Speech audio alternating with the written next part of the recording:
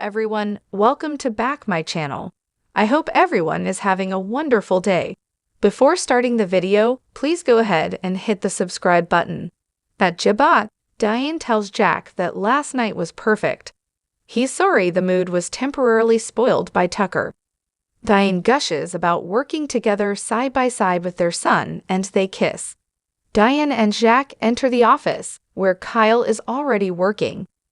Jack couldn't be prouder of him and assures him he has nothing to prove to them. Kyle has something to prove to himself. He reveals that he's restructured the intern program.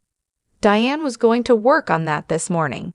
Kyle tells her she doesn't have to worry about it now. Kyle takes off to a meeting, and Jack tells his wife that he thinks this will work out great. Diane doesn't think Kyle is on board with Jack's vision. He's trying too hard, Jack. He's disappointed you didn't make him co-CEO. Handling the intern program was his subtle way of saying he can do the job, and do it better. Nate walks into society past Tucker, who gets up from his seat to ask, "Are you and Audra an item now?" Nate tells him it's none of his business and that Audra is done with him. Are you really the last to know? Victoria and Nick arrive in Victor's office and ask what's going on. Victor tells them his security team called him last night and told him there was a huge fire at the institution where Jordan is incarcerated. They don't know how many people survived. Victoria asks, "Is Jordan dead?" Nick asks if it would be wrong to hope she's burning in hell for what she did to his mom. Victoria adds, "And Claire." Victor says they don't know anything about her whereabouts. But you and I can imagine that in that massive chaos that ensued, someone could have escaped. Victoria surmises that Jordan could be dead, or she could be out there again poised to do God knows what. Victoria asks what this means for her mom and Claire.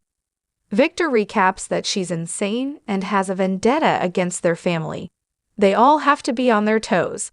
Victoria asks her father to send a security detail to Memorial. He says he already has.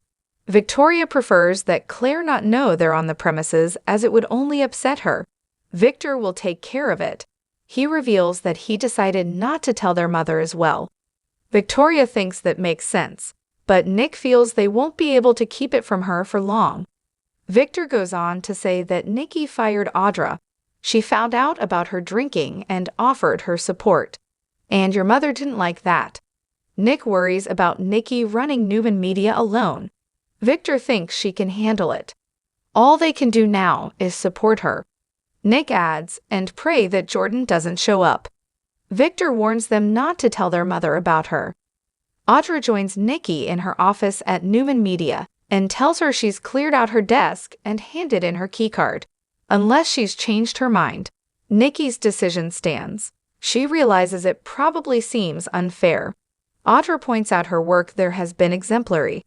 Nikki needs to protect herself. Audra reiterates that she's not a threat and promised to keep her confidence. Nikki reminds her they've already had this conversation. Audra warns that running Newman alone will be a greater test of her sobriety than her presence could ever be. Nikki says she'll give her a glowing recommendation. Audra tells her how much her mentorship has meant to her. I hope you're successful in this latest challenge. After leaving, Audra curses, "Damn it." She texts Tucker and asks if he made up his mind. In society, Tucker tells Nate he'll never understand the bond that he and Audra share. Nate needles that he's alone. You're no good for her, Tucker. So if you care for her, you'll let her go. She'll never reach her true potential with your dead weight around her neck. Nate sits down, and Tucker sits across from him to say that he and Audra understand each other. That's why he knows she's got something in the works that's aimed at him. Nate says he has no clue. Tucker asks him to tell his friend or lover that he's onto her.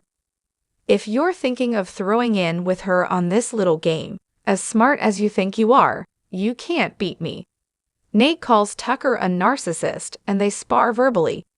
Tucker tells Nate his problem is that he wants so badly to be liked. He saw him sucking up to Devin last night. Nate informs him that he and Devin are rebuilding their relationship. something he wouldn't understand given that his son wants nothing to do with him. Tucker smirks and tells him if he gets tired of being passed over at Chancellor Winters, he should come to work with him and Audra at Glissade. Nate says, "There is no more Audra and you." Just then, Audra walks in and Tucker tells her Nate is considering working with them. She asks, "Is that true?" Nate says not a chance in hell.